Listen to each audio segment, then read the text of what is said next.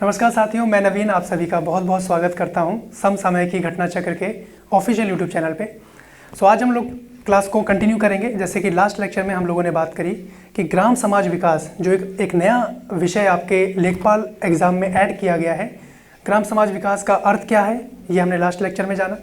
हम लोग ये भी जान पाए कितने नंबर की ये परीक्षा रहेगी, जहाँ पे 25 क्वेश्चन आपको ग्राम समाज विकास से देखने को मिलेंगे, है ना। जो बच्चे फर्स्ट टाइम ये लेक्चर देख रहे हैं, पहला लेक्चर जरूर देख लीजिएगा, जहाँ पे हम लोगों ने ग्राम समाज विकास इन 3 शब्दों के अर्थ को समझा।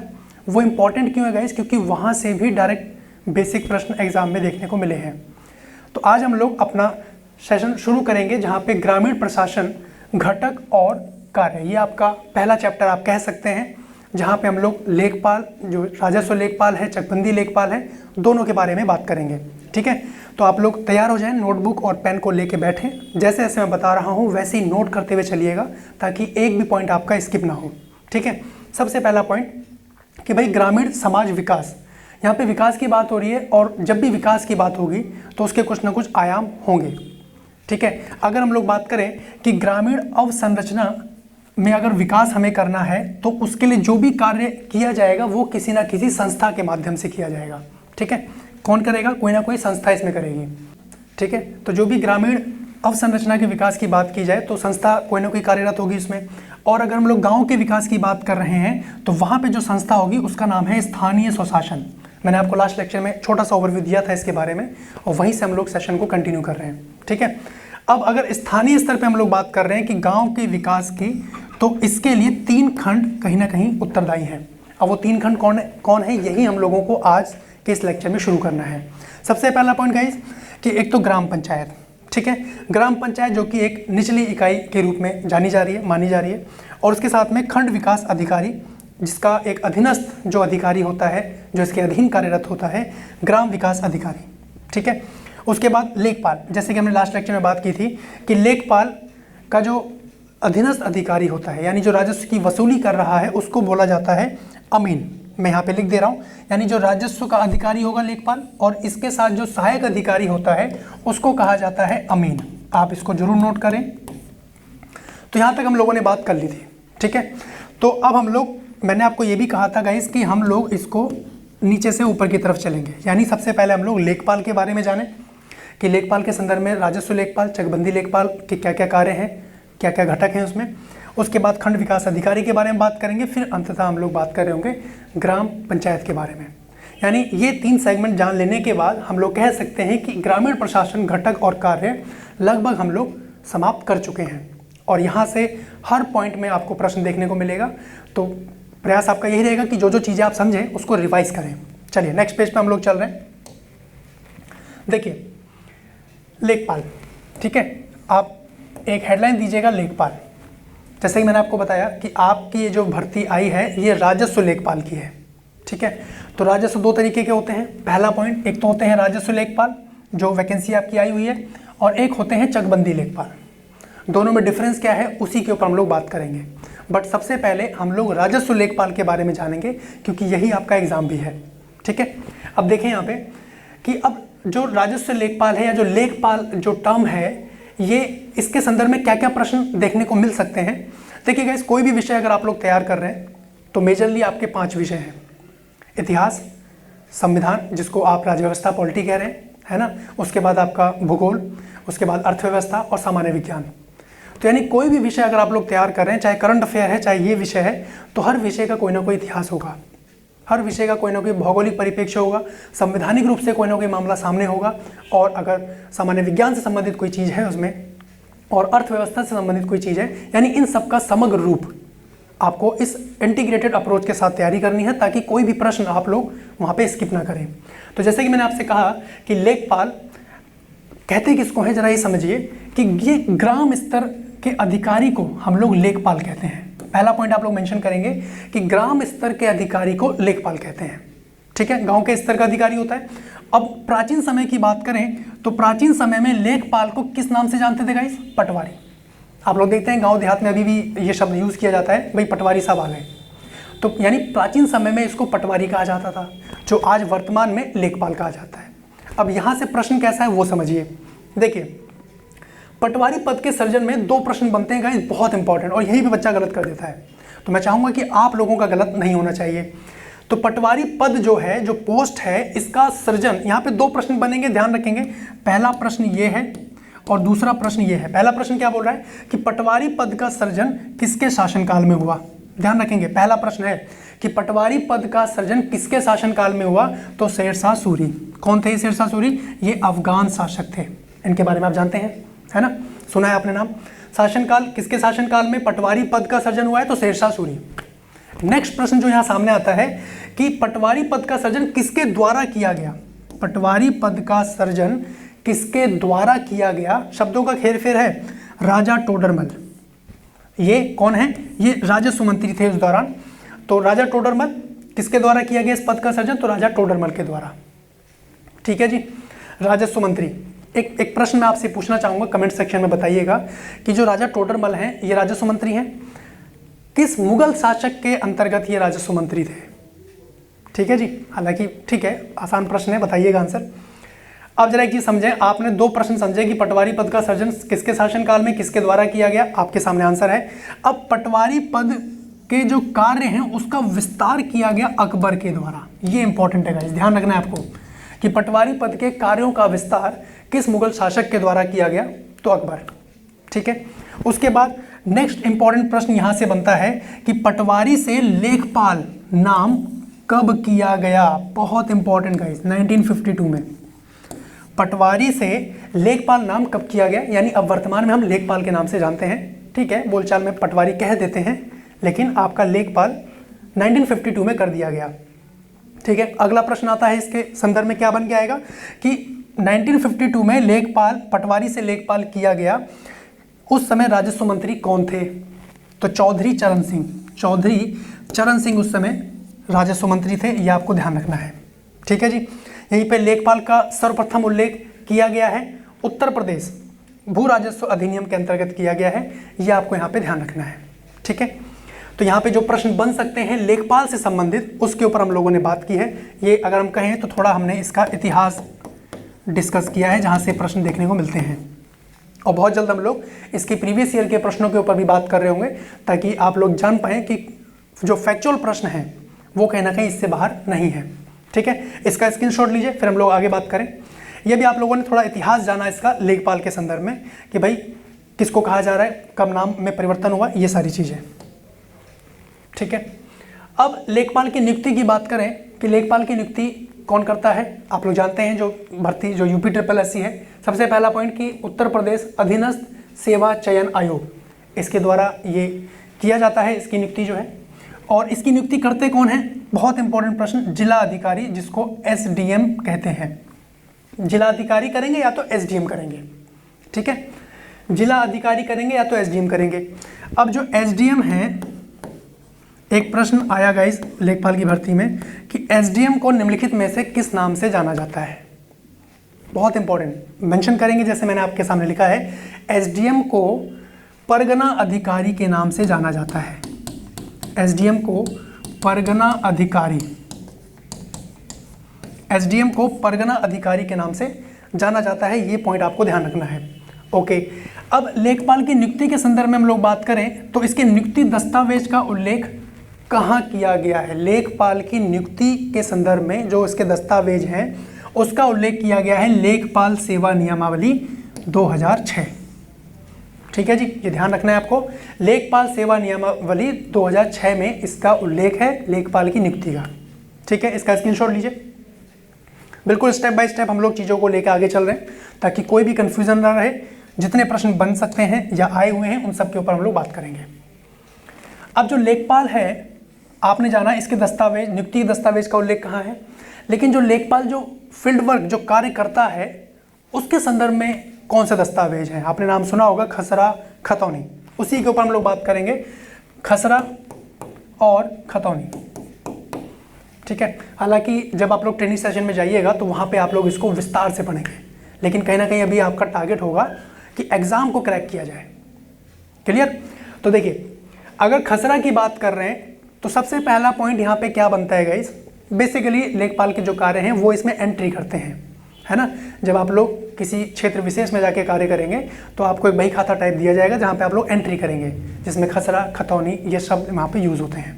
ठीक है, खसरा में पहला प्रश्न आपके सामने क्या देखने को मिल सकता है कि इसमें कुल खानों की संख्या कितनी होती है? 22। कैसे रहता है ये जरा ये भी देख लीजिए, कुछ इस तरीके से रहेगा, कुल खानों की संख्या ऐसे करके कुछ आप देख पाएंगे 22। ठीक है जी, तो पहला पॉइंट आपके सामने आया कि इसमें खानों की संख्या कितनी होती है? 22। वहीं खतौनी की बात करें तो इसमें संख्या होती है 13। इसमें बच्चे बहुत परेशान हो जाते हैं, मतलब कंफ्यूज हो जाते हैं कि 13 किस में था, 22 किस में था। तो थोड़ा आप माइंड से खेलें कि भाई अगर मैं किसी को खत लिखूंगा तो ऐसे नॉर्मल बोलचाल में बोलते हैं ना कि खत, मैं तेरे को खत लिखूंगा, तो 13 मतलब खतौनी में 13 संख्या है, ऐसे आप लोग याद रख सकते हैं। ठीक है, तो लेखपाल के दस्तावेज में खसरा जिसमें कुल खानों की संख्या 22 है और खतौनी जिसमें कुल खानों की संख्या है 13। ठीक है, दोनों ही कानूनी दस्तावेज हैं गाइस, दोनों ही कानूनी दस्तावेज हैं, लेकिन डिफरेंस क्या है कि जो खतौनी है ये एक वार्षिक दस्तावेज है। ठीक है जी, प्रश्न कैसे रह सकता है कि निम्नलिखित में से लेखपाल के दस्तावेज में कौन सा वार्षिक दस्तावेज है? खसरा, खतौनी, दोनों या इनमें से कोई नहीं।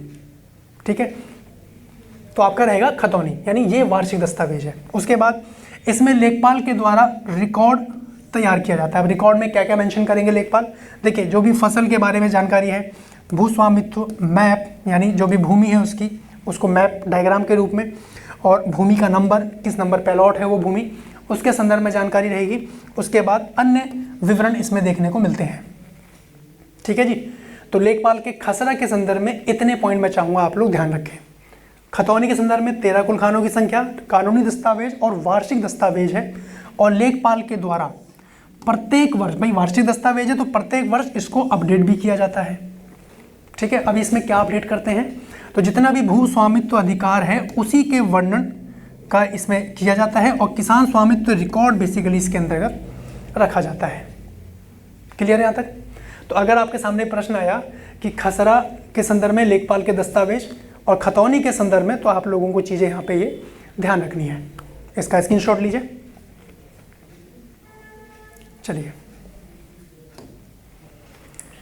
देखिए, अब लेखपाल के कार्य वेरी वेरी इंपॉर्टेंट गाइस, इसको 5 स्टार रेटिंग आप दे दें, क्योंकि यहाँ से एक प्रश्न तो अवश्य देखने को मिल सकता है। सबसे पहला पॉइंट समझें आप लोग, हायरार्की सिस्टम। हायरार्की सिस्टम मतलब कि सबसे नीचे कौन, उसके ऊपर कौन, उसके ऊपर कौन और सबसे ऊपर कौन। ठीक है, तो मैं आपके सामने ये मैंने फ्लो बनाया हुआ है। भाई देखिए, सबसे ऊपर जिलाधिकारी, उसके नीचे एसडीएम, फिर तहसीलदार, फिर कानूनगो और फिर लेखपाल। ये क्रम आपको ध्यान रखना है। ये भी हो सकता है, ये भी प्रश्न पूछा जा सकता है कि लेखपाल के कार्यों के संदर्भ में निम्नलिखित को अवरोही क्रम में लगाइए। कुछ ऐसे प्रश्न देखने को आ सकता है। ठीक है, अब जरा एक चीज समझिए कि लेखपाल के कार्यों के संदर्भ में बात करें तो सबसे बड़ा अधिकारी, यानी सबसे बड़ा अधिकारी कौन माना जाएगा भाई? जिला अधिकारी, कलेक्टर जिसको कहा जा रहा है। उसके बाद बात करें एसडीएम, मैंने अभी बताया परगना अधिकारी। ये प्रश्न पूछा जा चुका है, ध्यान रखेंगे कि एसडीएम को निम्नलिखित में से किस नाम से जानते हैं? तो परगना अधिकारी। ठीक है, तो यानी जितने तहसील होंगे उतने वहां पे एसडीएम देखने को मिलेंगे। तो यानी दूसरे नंबर पे आपका एसडीएम, और तीसरे नंबर पे होगा तहसीलदार, और चौथे नंबर पे होगा कानूनगो, और पांचवें नंबर पे होगा लेखपाल। ठीक है, यानी जिलाधिकारी जो लेखपाल का सबसे बड़ा अधिकारी माना जाता है। यहाँ पे प्रश्न किस रूप में आया आपको बताएं कि लेखपाल अंतिम रूप से किसके प्रति उत्तरदायी होता है? भाई अंतिम रूप से तो यही है, तो लेखपाल अंतिम रूप से जिला अधिकारी के प्रति उत्तरदायी होता है। ये पॉइंट आपको ध्यान रखना है। ठीक है, पहले आप इसको इसी फ्लो में नोट करेंगे, और यहाँ पे आप देख सकते हैं कि लेखपाल यानी इसकी सहायता के लिए, लेखपाल की सहायता के लिए, कार्य वसूली के लिए जो पद होता है उसको बोलते हैं अमीन। उसको क्या बोलते हैं? अमीन। ठीक है, तो यानी अमीन किसका सहायक अधिकारी होता है? तो लेखपाल का। ठीक है, अब मैंने आपको बताया कि लेखपाल अंतिम रूप से जिला अधिकारी के प्रति उत्तरदायी होता है। जिला अधिकारी, ये ध्यान रखना है आप लोगों को, अंतिम रूप से जिला अधिकारी के प्रति उत्तरदायी होता है। अब प्रश्न ये आ जाए कि लेखपाल किसको रिपोर्ट करता है ना? लेखपाल किसको रिपोर्ट करेगा? भाई अंतिम रूप से तो जिला अधिकारी है, लेकिन किसको रिपोर्ट करेगा? ठीक अपने ऊपर वाले अधिकारी को, जो है कानूनगो, इस पद का नाम आपने सुना होगा, नहीं सुने हैं तो जाने रहें। तहसील में लेखपाल कानूनगो को रिपोर्ट करता है। ठीक है जी, ये पॉइंट आपको ध्यान रखना है कि तहसील में जो लेखपाल होगा वो कानूनगो को रिपोर्ट करेगा। क्लियर यहाँ तक। उसके बाद भू राजस्व के समस्त जितने दस्तावेज हैं उनको लेखपाल के द्वारा तैयार किया जाता है। लेखपाल के बेसिकली कार्य ये हैं, किसको रिपोर्ट करेगा, कानूनगो के ऊपर कौन है, तहसीलदार, एसडीएम, फिर जिलाधिकारी। क्लियर यहाँ तक। उसके बाद तहसील दिवस पर, देखिए ये प्रश्न पूछा जा चुका है, तहसील दिवस पर निम्नलिखित में से कौन उपस्थित रहता है, तो लेखपाल। अकॉर्डिंग टू ऑप्शन हम लोग अपना आंसर हिट करेंगे, बट ये प्रश्न रहा तो मैं आपके सामने रखा है ये पॉइंट कि तहसील दिवस पर कौन उपस्थित रहता है, तो लेखपाल उपस्थित रहता है, ध्यान रखिएगा। ठीक है।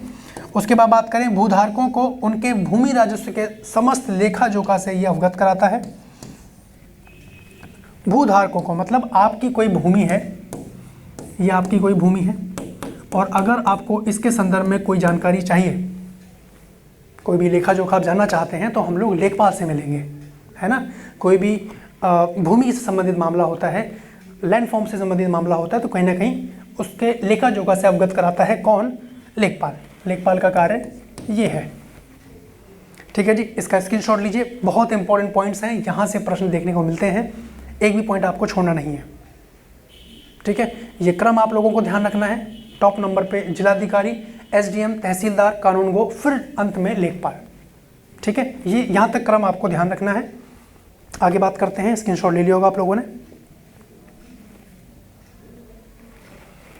देखिए, एक शब्द है दाखिल खारिज। इस शब्द से परिचित हुए। नाम से ऐसा लगता है कि भाई कोई अर्जी दाखिल की गई थी, खारिज हो गई, है ना। ऐसा नहीं है। दाखिल खारिज का मतलब क्या है वो आपको जानना होगा। देखिए, भू अधिकार नाम में परिवर्तन को दाखिल खारिज कहा जाता है। भू अधिकार नाम में परिवर्तन को दाखिल खारिज कहा जाता है। इसका क्या मतलब है कि जैसे मान लीजिए कोई ए नाम का व्यक्ति है, व्यक्ति ए, इसने अपनी भूमि बी को बेच दी, बी व्यक्ति को बेच दी, है ना, बी व्यक्ति को बेच दी। तो कहीं ऐसा ना हो जाए कि भाई हमें तो नहीं पता कि ये ए जेन्युइन व्यक्ति है या कोई फ्रॉड है। हाँ, जेन्युइन है तो फिर तो कोई दिक्कत ही नहीं है ना। अब इस व्यक्ति ने जो इसको ज़मीन बेची है, यानी जो इसके नाम पे जो ज़मीन थी वो इसके नाम पे होने के लिए कम से कम 45 दिन का समय रखा गया है। अगर इन केस ये फ्रॉड है तो ये पकड़ा जाएगा, है ना। कई केसेस ऐसे देखने को आए कि जहाँ पे कई लोग रेंट पे रहा करते थे, उन्होंने अपने नाम के दस्तावेज बनवा लिए उस पर्टिकुलर मकान के और उनको बेच दिया, तो पकड़े कैसे जाएंगे। तो कहीं ना कहीं यहाँ पे जो आपके लिए इंपॉर्टेंट प्रश्न है, जो पॉइंट है, आपको क्या ध्यान रखना है, दाखिल खारिज का संबंध किससे है, तो भू अधिकार नाम में परिवर्तन से है, इसको दाखिल खारिज कहा जा रहा है। सेकंड प्रश्न क्या बनेगा कि दाखिल खारिज के अंतर्गत कितने दिनों का प्रावधान है। देखिए, अगर दाखिल खारिज नहीं सुने हैं नाम तो फिर कंफ्यूजन रहेगी। अब आप इससे परिचित हैं कि नाम में परिवर्तन यानी भू अधिकार नाम में परिवर्तन को दाखिल खारिज कहा जाता है। और 45 दिन दाखिल खारिज के संदर्भ में कितने दिनों का प्रावधान है, तो 45 डेज का प्रावधान है, ये आपको ध्यान रखना है। ठीक है, यानी ए की जमीन का बी के नाम में परिवर्तन। क्लियर है यहाँ तक दाखिल खारिज। उम्मीद करता हूँ अगर यहाँ से कोई प्रश्न रहा आप गलत नहीं करेंगे। स्क्रीनशॉट लीजिए इसका। तो अभी तक जो हमने बात करी वो थी राजस्व लेखपाल के बारे में। छोटा सा मैं आपको रिकैप कर दूं यहाँ पे। देखिए, ये सारे हमने राजस्व लेखपाल के बारे में बात की है। राजस्व लेखपाल के इतिहास के बारे में हमने जाना। ठीक है, मैं आपको दिखा देता हूँ, आप देखें जरा यहाँ पे। लेखपाल की नियुक्ति के संदर्भ में कौन जिम्मेदार है, कौन उत्तरदायी है, वो आप जान पाए। उसके बाद लेखपाल के संदर्भ में दस्तावेज कौन कौन से हैं, यहाँ पे खसरा खतौनी है। लेखपाल के कार्यों के संदर्भ में हमने बात करी, जहाँ से प्रश्न है। उसके बाद दाखिल खारिज के ऊपर हम लोगों ने बात करी। तो यानी ये राजस्व लेखपाल के संदर्भ में इतने प्रश्न यहाँ से देखने को आ सकते हैं। ठीक है, ये अभी हम प्रशासन के संदर्भ में बात कर रहे हैं, घटक और कार्यों के संदर्भ में। हालांकि इसके और भी कार्य हैं जो हम भूमि पैमाइश के टॉपिक में बात कर रहे होंगे, स्थानीय स्वशासन के संदर्भ में बात कर रहे होंगे, वो आगे आएगा, है ना, बट स्टेप बाय स्टेप। देखिए, अब जो नेक्स्ट पॉइंट है गाइज वो है चकबंदी लेखपाल। अब सबसे पहला प्रश्न तो यही आएगा ना, चकबंदी होता क्या है भाई? राजस्व तो समझ में आ रहा है, कहीं ना कहीं पैसों से संबंधित है ना। अभी चकबंदी का क्या मामला है, चलो उसको समझिए। पहला पॉइंट आप मेंशन करेंगे कि चकबंदी लेखपाल का मुख्य अधिकारी होता है चकबंदी आयुक्त। पहला पॉइंट आप लोग मेंशन करेंगे कि चकबंदी लेखपाल का मुख्य अधिकारी होता है चकबंदी आयुक्त, ठीक है। इसी के अधीन चकबंदी लेखपाल कार्य करता है। चकबंदी आयुक्त के अधीन चकबंदी लेखपाल कार्य करता है। जैसे अभी आपसे पूछा गया कि राजस्व लेखपाल किसको रिपोर्ट करेगा, तो कानूनगो को। राजस्व लेखपाल अंतिम रूप से किसके प्रति उत्तरदायी होगा, तो जिलाधिकारी। वहीं पे चकबंदी लेखपाल किसके प्रति उत्तरदायी होगा, किसको रिपोर्ट करेगा, तो चकबंदी आयुक्त। क्लियर है। अब देखिए, चकबंदी लेखपाल के कार्यों में राजस्व लेखपाल सहायक होगा। अभी जो राजस्व लेखपाल के बारे में आपने जाना, वो चकबंदी लेखपाल के कार्यों में सहायता करता है, ठीक है जी। तो यहाँ पे पॉइंट ध्यान रखेंगे। अब जरा ये समझिए कि चकबंदी का मतलब क्या होता है, जरा ये समझिए। चकबंदी का मतलब क्या होता है ये समझिए कि जैसे मान लीजिए ये आपका गांव है, ये आपका गांव का घर है ना, एग्जाम्पल के रूप में। आप यहाँ रहते हैं, आपका एक खेत यहाँ है, दूसरा खेत यहाँ है, घर के पास ही है, और एक व्यक्ति रहता है यहाँ, ठीक है जी। एक व्यक्ति रहता है यहाँ और इसका खेत यहाँ है, इस तरीके से खेत है यहाँ पे। तो पता चला कि ये जो ए नाम का व्यक्ति यहाँ रहता था, इसके 2 खेत थे, ए नाम से मेंशन कर दे रहा हूँ मैं, और पता चला कि इसका एक खेत यहाँ भी है, ये मैंने बी नाम दे दिया इसका। तो बी के 3 खेत हैं और ए के भी 3 खेत हैं, लेकिन ए का जो खेत है वो एक यहाँ पे भी है, ठीक है। तो अब होगा क्या कि मान लीजिए यहाँ पे कोई भूमि होगी, इसी का समावेशन, इसी का तालमेल बनाना बेसिकली।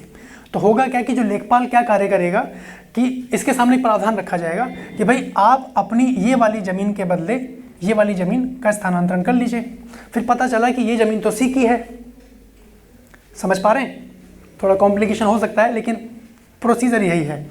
हम मान लेते हैं कि ये बी की ही ज़मीन है। तो भाई बोला गया कि ए अपनी ज़मीन आप यहाँ ले लो और बी अपनी ज़मीन यहाँ कर लो, यानी आपस में स्थानांतरण कर लो। ये होता है बेसिकली चकबंदी करना। क्यों किया जाता है ऐसा, इसके पीछे कारण क्या है, यही हम लोगों को जानना है, ठीक है। अभी आते हैं उसके ऊपर। अभी पहले हम इसके ऊपर बात कर लें कि चकबंदी लेखपाल, इसका मुख्य अधिकारी चकबंदी आयुक्त, चकबंदी लेखपाल इसी के अधीन कार्य करेगा, राजस्व लेखपाल इसकी सहायता के लिए होगा। अब सबसे इंपॉर्टेंट प्रश्न कि चकबंदी अधिनियम कब पारित किया गया। चकबंदी अधिनियम कब पारित किया गया, सबसे इंपॉर्टेंट प्रश्न आता है। 1953 में इसको पारित किया गया। किसके द्वारा? उत्तर प्रदेश सरकार के द्वारा इसको पारित किया गया 1953। ये ईयर आपको ध्यान रखना है, ठीक है जी। सिंपल सा प्रश्न आ सकता है कि चकबंदी अधिनियम कब पारित किया गया। क्लियर है यहाँ तक? इसका स्क्रीनशॉट ले लीजिए, फिर हम लोग आगे बात करें।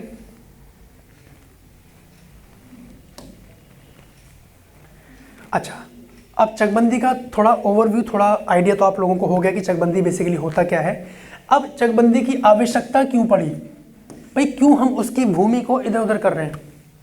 एक ही भूमि हमने देखा यहाँ भी थी तो वहीं रहने दो, लेकिन कहीं ना कहीं फिर एक को भी समस्या है, बार बार आने जाने में, ट्रैवलिंग में सब खर्चा, यानी बहुत सारी चीज़ें, there are lot of things. अब जरा समझिए कि कृषि योग्य भूमि के छोटे छोटे टुकड़ों को जोड़ना चकबंदी का एक कार्य ये भी है, इसलिए इसकी आवश्यकता पड़ी। जितने भी भूमि के, कृषि योग्य भूमि के छोटे छोटे टुकड़े हैं उनको जोड़ दिया जाना, ताकि कृषि में आसानी हो सके और सिंचाई में आसानी हो सके, है कि नहीं है। अब आपने देखा कि ए की जो भूमि बी के पास थी, अब वो उसकी सिंचाई कैसे करेगा, है ना। हाँ ठीक है, बी की हेल्प लेगा, वो तो लेगा ही लेगा, जाहिर सी बात है, लेकिन उसके पास ही भूमि रहेगी तो आसानी से जब मर्जी उसकी सिंचाई वो कर सकता है। तो सबसे इंपॉर्टेंट पॉइंट कि कृषि की आवश्यकता क्यों पड़ी, ताकि कृषि योग्य भूमि के छोटे टुकड़ों को जोड़ा जा सके, ताकि कृषि करने में आसानी हो सके और सिंचाई करने में आसानी हो सके, ठीक है जी।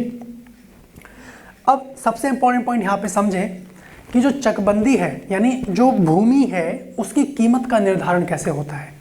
अभी हम लोगों ने समझा था कि यहाँ पे ए नाम का व्यक्ति है, ए नाम का व्यक्ति, ये उसका घर है, ये ए नाम का व्यक्ति है, ठीक है जी, और यहाँ उसके खेत हैं,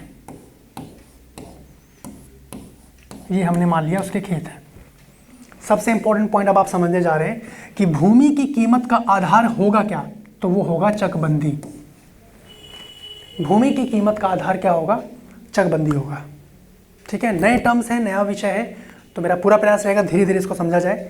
आप भी समझने का प्रयास करें कि अगर कोई भी भूमि है तो उसकी कीमत का आधार कैसे निर्धारित होगा, चकबंदी के तहत। और वो चकबंदी के तहत कैसे होगा, जो उसकी उपज होगी। यानी अगर ये सारी भूमि इसकी कृषि योग्य है, कृषि योग्य है, यानी जो उसकी उपज होगी, जो भी फसल वो उपजाएगा, उसको हम कैसे कैलकुलेट करते हैं जरा समझिए।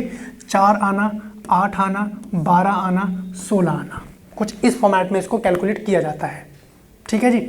अब जैसे मान लीजिए एक उदाहरण जैसे मैंने आपके लिए मेंशन किया है कि जैसे मान लीजिए बी नाम का व्यक्ति यहाँ रहता है, उसका घर यहाँ पे है। ठीक है जी, उसका घर यहाँ पे है, ये बी है, और इसके पास भी ये 4 खेत हैं, मान लीजिए हमने 4 खेत मान लिए। ठीक है, और इसका जो एक खेत है, बी का जो ये एक खेत है, समझिए ध्यान से, बहुत इंपॉर्टेंट पॉइंट है गाइस ये। जो एक खेत है वो बहुत अच्छी कृषि योग्य है। ये कृषि की उपज यहाँ बहुत अच्छी होती है, और उस उपज के चलते इसकी कीमत जो निर्धारित हुई वो हुई 16 आना, वो हुई 16 आना। ठीक है जी, ध्यान से समझिए। बी जो है उसका एक भूमि का यानी एक लैंड का जो कीमत है वो है 16 आना। क्यों? क्योंकि उसकी उपज बहुत अच्छी है, उतने मुकाबले इसकी उपज अच्छी नहीं है। तो अब होगा क्या कि जब चकबंदी वाला मामला किया जाएगा तो भूमि का स्थानांतरण होगा, ताकि छोटे छोटे टुकड़े जो इधर उधर बिखर गए हैं उनको एक साथ किया जा सके, है ना, ताकि कृषि में आसानी हो, सिंचाई में आसानी हो। तो अब होगा क्या, अब देखा गया कि भाई जो एक ही जो भूमि है वो उतनी कृषि योग्य नहीं है जितनी इसकी है, क्योंकि 16 आने कीमत है।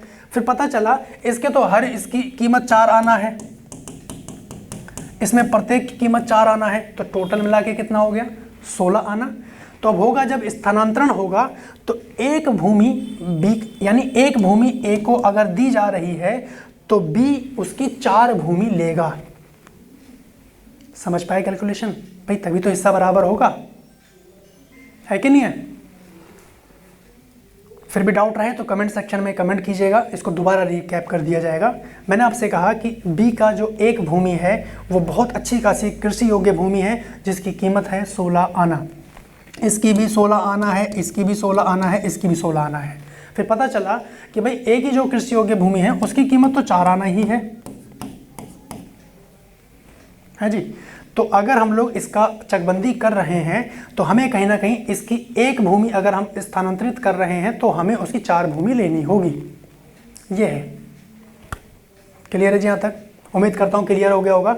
तो बेसिकली भूमि की कीमत का जो आधार है वो चकबंदी के आधार पे किया जाता है, जहाँ पे 4 आना, 8 आना, 12 आना और 16 आना। क्लियर है यहाँ तक? ऐसे बहुत सारे टर्म्स आएंगे, परेशान मत होइए, धीरे धीरे समझेंगे हम लोग। इसका स्क्रीनशॉट लीजिए आप लोग, और इसको आप लोग ऐसे ही ड्रॉ कीजिएगा जैसे मैंने बनाया है, इसी तरीके से आप लोग ड्रॉ कीजिएगा ताकि आपको समझने में आसानी रहे। देखिए, अब हमने बात करी, हमने जो पहला पॉइंट मेंशन किया था, अगर आपको ध्यान हो, मैं एक बार छोटा सा रिकैप कर दूं आप लोगों के लिए। देखिए, हम लोगों ने बात की थी लेखपाल, है ना, इसके बारे में कुछ बेसिक बातें हम लोग जान पाए ग्रामीण प्रशासन घटक और कार्य के संदर्भ में। अब जो अगला पॉइंट है वो है खंड विकास अधिकारी। खंड विकास अधिकारी के संदर्भ में हम लोग बात करते हैं कि यहां से क्या क्या प्रश्न देखने को मिलते हैं।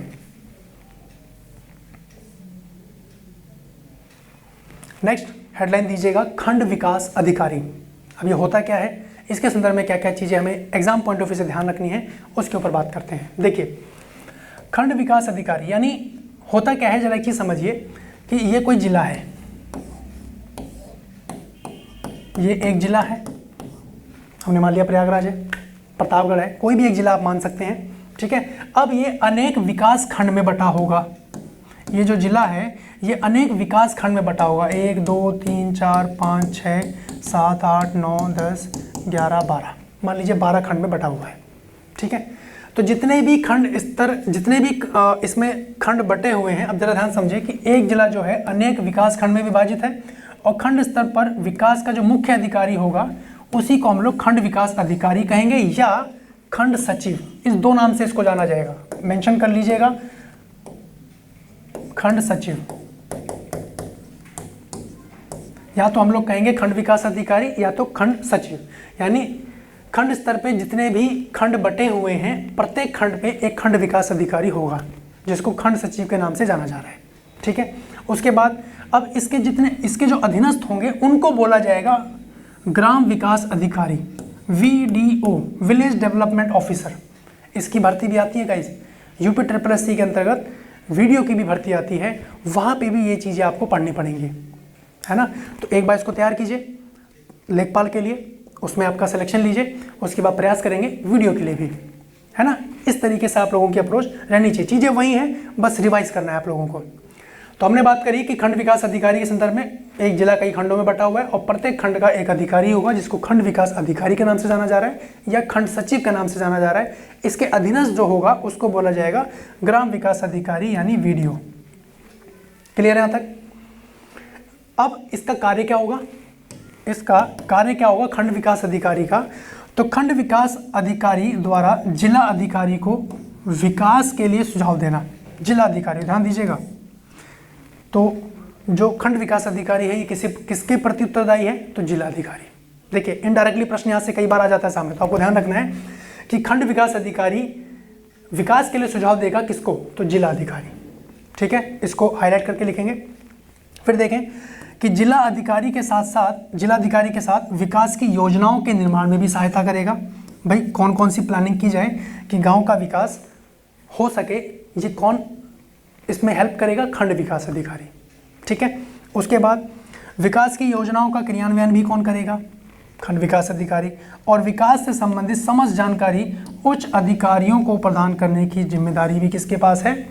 खंड विकास अधिकारी के पास। ठीक है जी, तो 3 पॉइंट यहाँ पे मेजरली आपको ध्यान रखने हैं कि भाई खंड स्तर पर विकास का मुख्य अधिकारी कौन होता है? खंड स्तर पर तो खंड विकास अधिकारी, खंड विकास अधिकारी या खंड सचिव के अधीनस्थ कौन होता है? तो आपको ध्यान रखना है ग्राम विकास अधिकारी। 2 पॉइंट मैं यहाँ पे मेंशन कर दे रहा हूँ। जो पहला आपको ध्यान रखना है वो ये है, दूसरा आपको ध्यान रखना है इसमें कि भाई इसके खंड विकास अधिकारी के अधीनस्थ कौन होता है, और तीसरा इंपॉर्टेंट पॉइंट है यहाँ पे कि खंड विकास अधिकारी का कार्य क्या है कि जिला अधिकारी को विकास से संबंधित सुझाव देना, योजनाओं को क्रियान्वित करना, ये सारे इसके बेसिकली कार्य हैं। इसका स्क्रीनशॉट लीजिए आप लोग।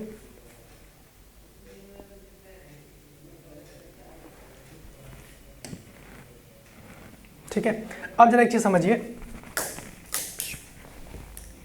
देखिए सहायक मतलब खंड विकास अधिकारी। अब नेक्स्ट पॉइंट आप मेंशन करेंगे खंड विकास अधिकारी का सहायक। खंड विकास अधिकारी का सहायक कितने सहायक होंगे? इनकी गिनती नहीं है, एक से अधिक हो सकते हैं गाइस। ठीक है, तो यानी खंड विकास अधिकारी के कितने सहायक होंगे? एक से अधिक। यानी जो विकास खंड में जितने ग्राम पंचायत होंगे, ध्यान दीजिएगा ये इंपॉर्टेंट लाइन है, विकास खंड में जितने ग्राम पंचायत होंगे उतने सहायक अधिकारी होंगे, उतने ही सहायक होंगे। ठीक है, और इसके सहायक को क्या बोला जाएगा? ग्राम विकास अधिकारी, जो अभी आप लोग जान पाए, इसको ग्राम सचिव के नाम से भी जानते हैं। ठीक है, और ग्राम पंचायत स्तर का ये अधिकारी माना जाता है। यहाँ पे ग्राम पंचायत स्तर का ये अधिकारी माना जाता है, ये आपको ध्यान रखना है।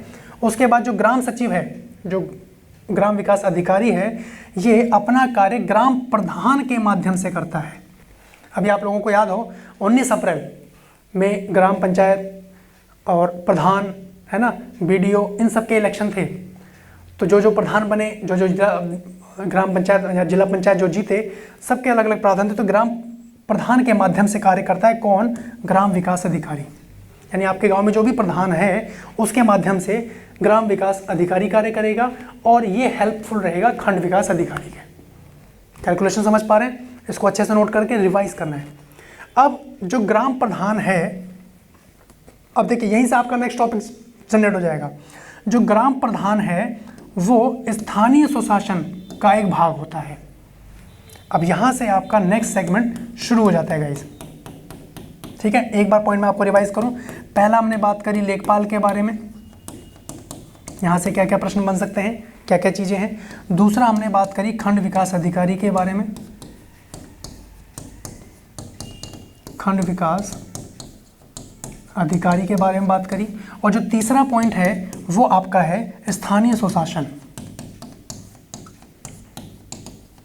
स्थानीय सुशासन हमने एक एक करके डिस्कस किया है। यहाँ पे लेखपाल के बारे में जाना, खंड विकास अधिकारी के बारे में जाना हमने, और अगला जो आपका सेगमेंट रहेगा वो रहेगा स्थानीय सुशासन, जहाँ पे हम लोग ग्राम पंचायत के बारे में बात कर रहे होंगे। उसका हिस्टोरिकल बैकग्राउंड क्या है, यानी ऐतिहासिक परिप्रेक्ष्य में क्या मामला है। उसके बाद संवैधानिक रूप से तो है ही है, वो हमें जानना है, ठीक है। संविधान से संबंधित कौन कौन से अनुच्छेद वहाँ पे इंपॉर्टेंट है वो हम लोगों को बात करनी है, ठीक है। इसको आप लोग इसका स्क्रीनशॉट ले लीजिए, ठीक है जी। तो क्लासेस इसी फॉर्मेट पे आपके लिए आगे रहेंगी, अग्रसर रहेंगी। आप लोग को यही करना है कि नोटबुक में नोट करते हुए चीज़ों को समझते हुए आगे बढ़ें और उसको रिवाइज करते चलें। कोई भी कन्फ्यूज़न, कोई भी प्रश्न आपके मन में रहे तो कमेंट सेक्शन में कमेंट जरूर कीजिएगा। मैं नहीं तो हमारी टीम उस पर रिप्लाई जरूर करेगी, ताकि आपकी जो भी डाउट हैं उनका समाधान हो सके। तो आप लोगों से नेक्स्ट क्लास में मुलाकात होगी, जहाँ पे हम लोग स्थानीय सुशासन को समझ रहे होंगे। उस सेगमेंट को जान लेने के बाद हम लोग कह सकते हैं कि हाँ, एक सेगमेंट हम लोगों ने कंप्लीट किया, ठीक है। तो लेखपाल से संबंधित कुछ जानकारी आपके पास आई, और लेखपाल से संबंधित सबसे इंपॉर्टेंट जानकारी के ऊपर हम लोग जो बात करेंगे वो होगा भूमि पैमाइश, बहुत इंपॉर्टेंट। जहाँ पे हम लोग सीखेंगे कि जहाँ पे फैक्चुअल प्रश्न तो रहेगा ही रहेगा कि एक बिस्सा में कितने हेक्टेयर, ये तो रहेगा ही रहेगा, लेकिन वो निकलता कैसे है उस कैलकुलेशन को भी सीखना है, ठीक है। फिर कैसा भी प्रश्न आए आप आंसरेबल रहें, ठीक है। तो मिलते हैं फिर आप लोगों से गाइस, तब तक के लिए बहुत बहुत धन्यवाद। अपना ध्यान रखिए और अच्छे से पढ़ाई कीजिए। Bye bye, take care.